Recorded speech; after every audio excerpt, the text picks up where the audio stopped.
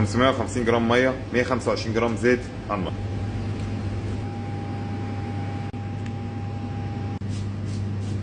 450 جرام دقيق، 50 جرام نشا، بشر برتقال. النشا على بلح الشام بيخلي اللقمه يا باشا تغلي، تنزل بالدقيق لحد اما تستوي على النار. المهم ما ترفعهاش من على النار غير لما تقلبها كويس جدا، تبقى معاك عجينه محترمه. ربطته كويس على النار، افرده على صاج لحد ما يبرد. لو انت في البيت افرده على الرخامه يكون افضل.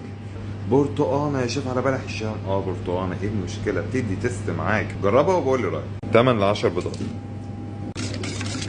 اهم حاجه تحط البيض واحده واحده عشان العجينه ما تفصلش. بيقول لك ايه بقى؟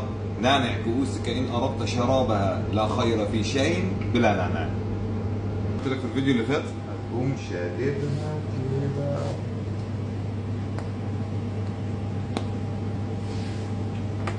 فنان والله. كمل الصاج للاخر، ارمي في الفريزر، اطلع وكمل زي ما قلت لك في الفيديو اللي فات. بص تعلي النار تدريجي، انت فاهم؟ الموضوع كده معاك سهل خالص. لايك وفولو بقى، ها؟ السلام عليكم.